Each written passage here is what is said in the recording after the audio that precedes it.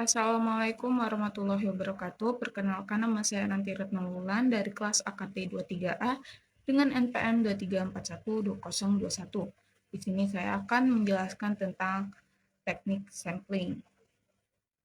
Teknik sampling adalah cara atau metode yang digunakan untuk memilih sebagian dari populasi sebagai sampel untuk mewakili seluruh populasi dalam suatu penelitian.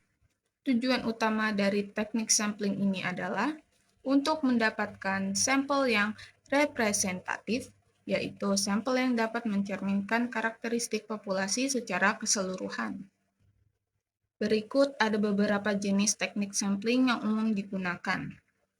Yang pertama, teknik sampling probabilitas. Teknik sampling probabilitas ada beberapa macam. Yang pertama, sampling acak sederhana, yaitu setiap elemen dalam populasi memiliki peluang yang sama untuk dipilih sebagai sampel. Yang kedua, sampling acak stratifikasi, yaitu populasi dibagi menjadi beberapa strata atau kelompok yang homogen.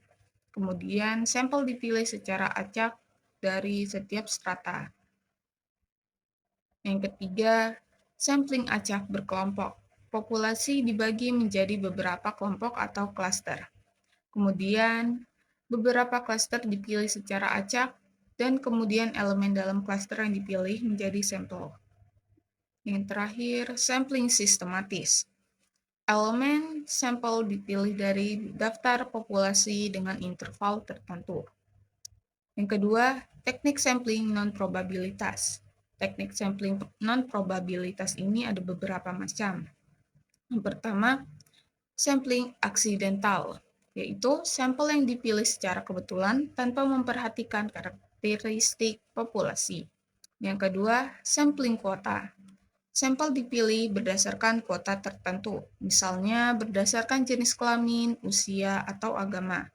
Yang ketiga, sampling purposive. Sampel ini dipilih berdasarkan pertimbangan tertentu, misalnya berdasarkan keahlian atau pengalaman. Yang terakhir, sampling bola salju.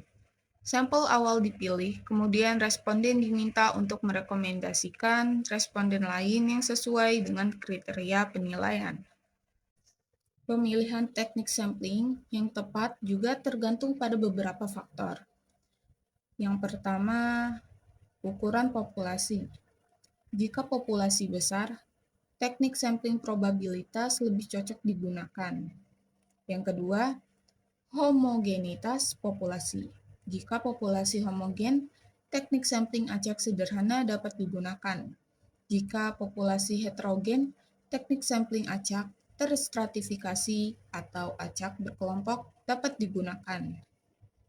Yang ketiga, ketersediaan data.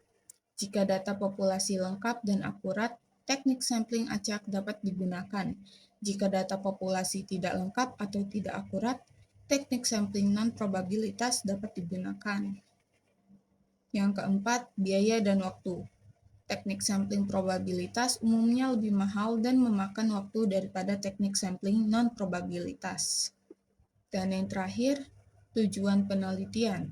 Tujuan penelitian harus dipertimbangkan dalam memilih teknik sampling yang tepat. Teknik sampling memiliki keuntungan dan kekurangan, yaitu keuntungan dari teknik sampling ini yang pertama menghemat waktu dan biaya, yang kedua meningkatkan akurasi penelitian, dan yang ketiga memungkinkan penelitian pada populasi yang besar. Selanjutnya, kekurangan dari teknik sampling. Yang pertama, sampel yang tidak representatif dapat menghasilkan hasil penelitian yang bias.